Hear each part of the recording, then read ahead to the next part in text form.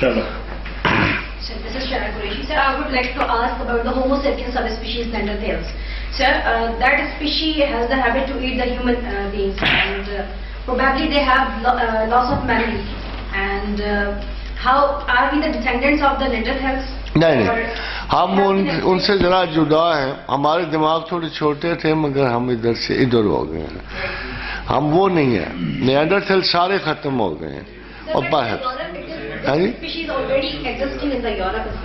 ہاں مگر وہ میرا خیال ہے کہ شاید افریقہ میں, مگر وہ بھی نہیں رہے کیونکہ 4th آئس ایج کے بعد وی بلیو کہ ایک ہی انسان بچا ہے اور وہ آدم تھا. انسان تھا جس میں روح آدم کو ٹھکانہ دیا ہے.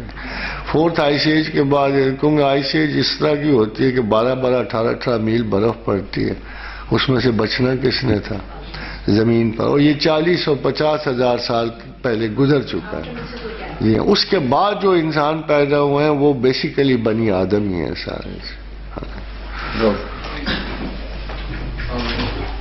اچھا لیکچر تھا لیکن گرہ کھل نہیں رہی. مطلب انسان اور خدا دونوں کی صورتوں میں ایسنس اور ایگزسٹنس, ان دونوں میں سے کس کو مانا جائے گا؟ ایسنس کو مانتے ہیں تو ایگزسٹنس ڈیلیوٹ ہو جاتی ہے, ایگزسٹنس پر جاتے ہیں تو ایسنس کا وجود نہیں ملتا. مثلا میں مثال خدا کے اگر وجود کو مانتے ہیں تو وہ بات بنتی نہیں, وجودی خدا ذہن تسلیم نہیں کرتا ہے کیسا ہوگا. اگر وجود کو نہیں مانتے تو خدا کو تصور ہی نہیں مانتا. تو ہر انسان کے ذہن میں, کہ نماز پڑھتے وقت بھی عام بندے کے ذہن میں یہ ہوتی ہے کہ پتہ نہیں کیا چیز ہوگی جس کے آگے میں کھڑا ہوں. سو یہ ایسنس اور ایگزسٹنس کا جھگڑا ختم نہیں ہوگا. نہیں مگر یہ جھگڑا ہے نہیں نا. یہ جھگڑا چونکہ ہمارے پاس لفظ انفارمیشن نہیں ہے اس لیے یہ جھگڑا ہے, مگر اصولاً یہ جھگڑا کوئی نہیں ہے.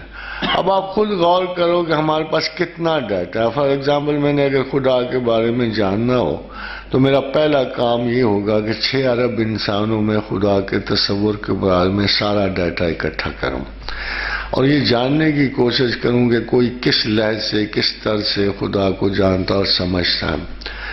فار ایگزامپل میں آپ کو یہ بتاؤں کہ جی خدا کے وجود کے لیے ضروری نہیں ہے کہ اس کے کسی قسم کی وجود کا تشخص ہو. اگر اس وقت بھی ہمارے زمین کے اوپر ایک بڑی سی اڑن تشتری آ کے کھڑی ہو جائے اور کہے کہ میں خدا ہوں, میں مارتا ہوں, میں زندہ کرتا ہوں, اور اگر آپ قرآن پڑھیں تو یہ کئی مرتبہ ہوا کہ پیغمبروں نے پوچھا کہ کیسے آپ زندہ کرتے ہو, کیسے مار. اس کا مطلب یہ ہے کہ یہ فنکشن اللہ کا ڈسائسو ہے اور بہت بڑا کہ وہ زندہ کرتا مارتا. اگر اڑن تشریح سے آواز آئے کہ لوگوں میں تمہارا خدا ہوں, میں تمہیں مارتا ہوں اور زندہ کرتا ہوں, اور لوگ کہیں we doubt it, we don't know, we are not sure. نے کہا اچھا تم گواہ اکٹھے کرو, اور گواہ اکٹھے کر. جیسے بنو اسرائیل نے کہا اللہ کون ہے, اللہ کیسا ہے, اللہ کیسے کرتا ہے, تو اس نے کہا اچھا ٹھیک ہے تم اپنے 70 معزز بندے علیحدہ کر. پھر اس کے بعد اس نے کہا اخذتکم الصاعقۃ وانتم تنظرون. پھر ایک بجلی کا لپکا آیا جو باقی لوگوں کو مار کے نکل گیا. جب وہ مار گیا تو انہوں نے رولا شولا ڈالنا شروع کہ یہ کیا ہمارے بھائی بندی مر گئے سارے. تو اس نے کہا ثم بعثناکم من بعد موتکم لعلکم تشکرون.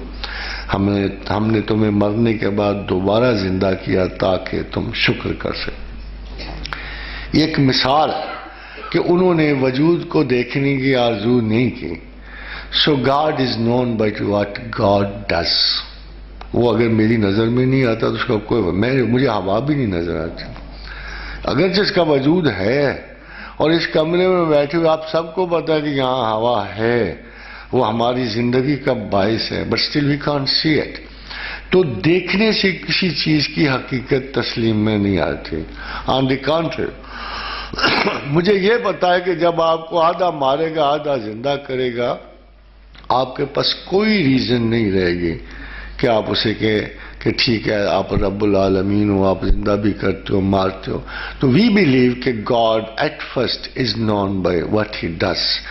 ایسے وہ کام جو خدا کے سوا کوئی بھی نہ کر سکتا وہ خدائی کے. مگر کچھ لوگ ہیں جو کلیم کرتے ہیں ہم خدا کی طرح کر سکتے ہیں, جیسے نمرود نے کہا تھا ابراہیم علیہ السلام. تو اے پرائری اور پرائری میتھڈ میں ایک فرق ہوتا ہے کہ انڈکٹیو لاجک کیا ہے, ڈیڈکٹیو لاجک کیا ہے. جب ابراہیم کو اس نے کہا کہ کال آنا ہوئی وہ امید، میں ہوں، زندہ کرتا ہوں، مارتا ہوں۔ اس بندے کو اٹھا کے اس نے پھانسی دوا دی، اس کو پھانسی سے تار کے زندہ کر دیا۔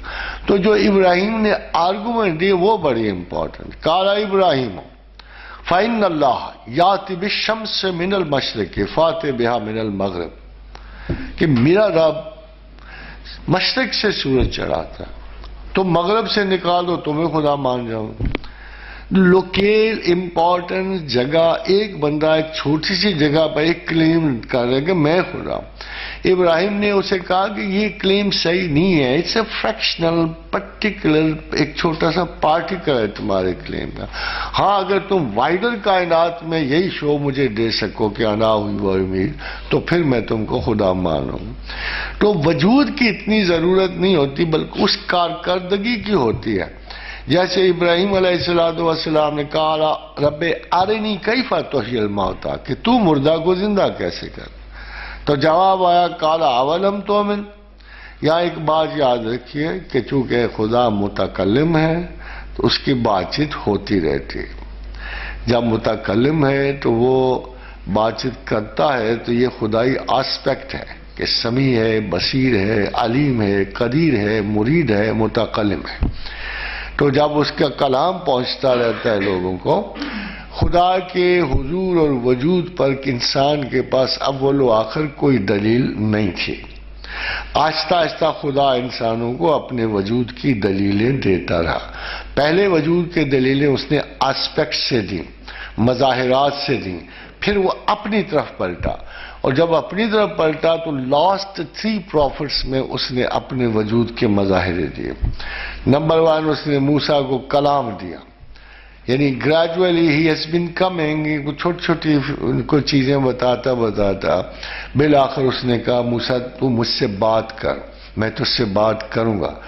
موسیٰ کے پاس ایک شہادت موجود ہے قوم موسیٰ کی، اللہ کلام کرتا ہے، میں نے اس کی باتیں سنی ہیں، میں نے اس سے باتیں کی ہیں، مگر ابھی اس کے وجود پہ کوئی نشانی ہمارے پاس